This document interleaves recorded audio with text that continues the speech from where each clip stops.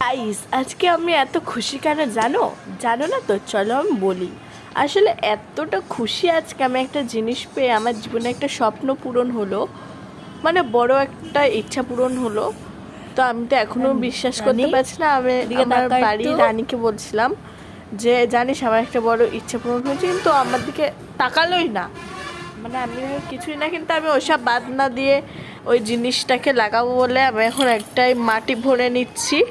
এই দেখো, এইটা হচ্ছে আমাদের এখানে এঁটেল মাটি, যত সম্ভব এই মাটিটাকে বলে, আমি জানি না। তো তারপরে মাটিটাকে আমি এনে এখন লাগিয়ে নিচ্ছি, মাটিটাকে এখন ঢেলে নিচ্ছি এই গ্লাসটায়, কারণ আমার কাছে কোনো টপই পাচ্ছিলাম না।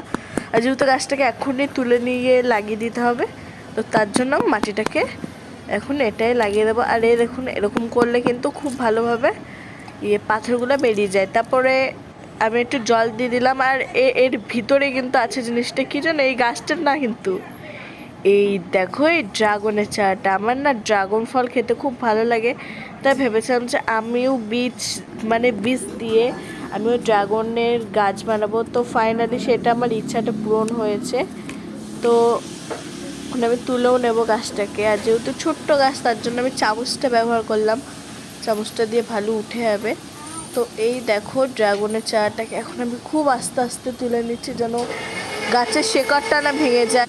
এই দেখো, গাছটাকে এখন আমি খুব সাবধানে তুলেও ফেলেছি।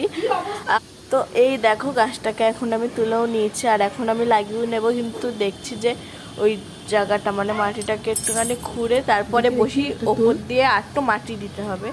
তো তার জন্য এখন আমি গাছটাকে খুব সাবধানে তুলে নিলাম, এরকম গর্ত খুঁড়ে নিয়েছি হালকা। তারপরে আমি এখন আমার বোনকে বললাম একটুখানি লাগিয়ে দে, ও কিন্তু খুব সুন্দরভাবে গাছটাকে লাগিয়ে দিল। এই দেখো আমি তারপরে বুনু খুব ভালোভাবে গাছটাকে লাগিয়ে দিল। তারপরে আমি একটু ধুলো, মানে গাছের একটু মাটি দিয়ে দিলাম ওপর থেকে। তো এই দেখো, আমার গাছটা পুরো লাগানোর দান, আর কতটা সুন্দর লাগছে গাছটা। যদি ভিডিওটা ভালো লাগে, একটা লাইক কমেন্ট শেয়ার করবেন। আজকে এইটুকুই, পরে